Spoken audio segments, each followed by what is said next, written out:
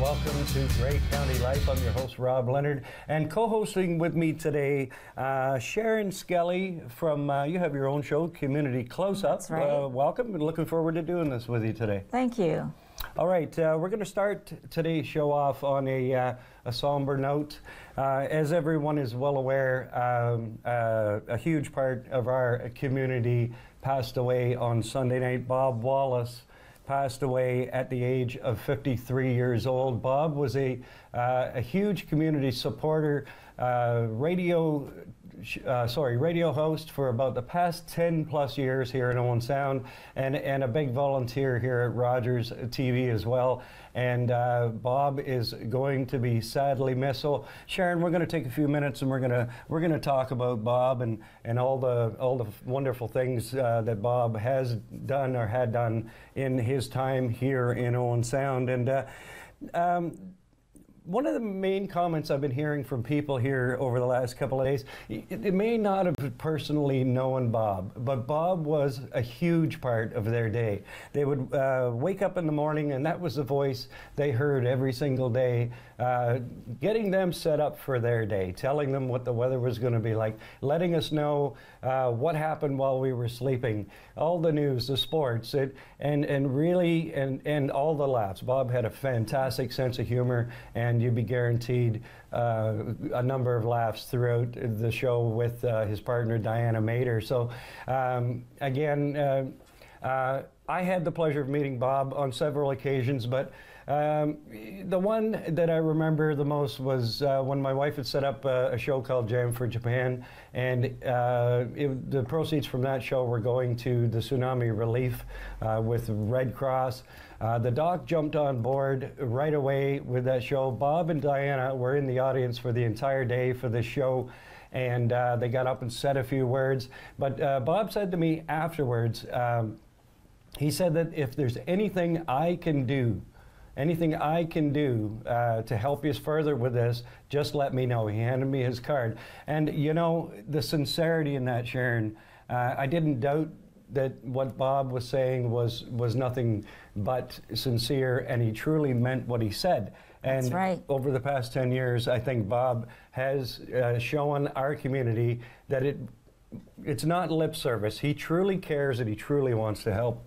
Yes, he lived what he meant. He was truly genuine when he offered all of the help he did with the numerous causes that he backed. And there are just so many you can't even begin to talk about them. And we have some pictures here to show.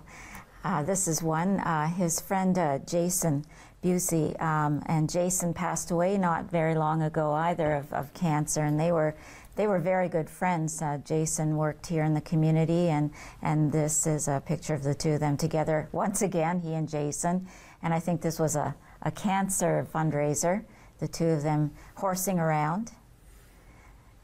This was a fundraiser for breast cancer, and the firefighters, and Bob was right in with them with this one too.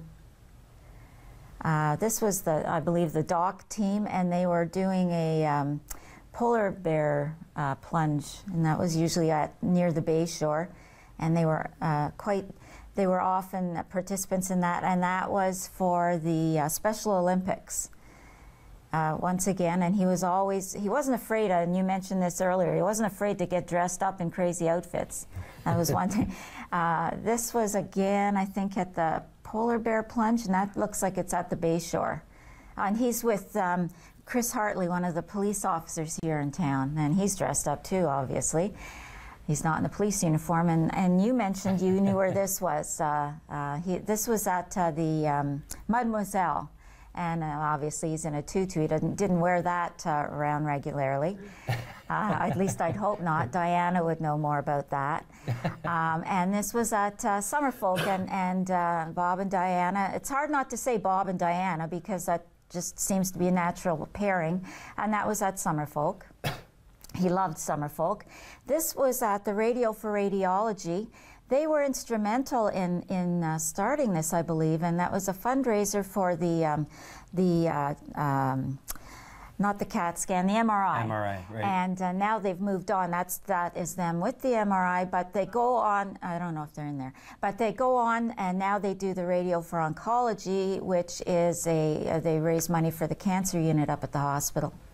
And as you said, Bob just he didn't just get involved. He wasn't just there. As you can see from those pictures, Bob would go above and beyond, and I just love the picture of him in the tutu, but I don't think you could embarrass him easily at all. But you know, he was so sincere, so honest, and you know, it was for the cause. And That's I know right. the Special Olympics was something that was special to him as well. And again, it's not just this community that's affected by Bob's passing. It's an entire region. It's everywhere that, like the radio stations that he worked for in the past with Mix 106, him and Diana there, and then with the doc, it's everybody in this region, wherever that signal goes to, they know who Bob Wallace was and is. And you can see it on Facebook. There is just such an outpouring of emotion, of shock.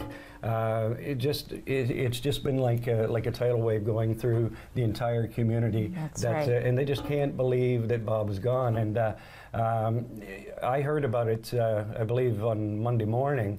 And out of respect, and I got to give a lot of respect to the folks on Facebook for not releasing his name until the family did so.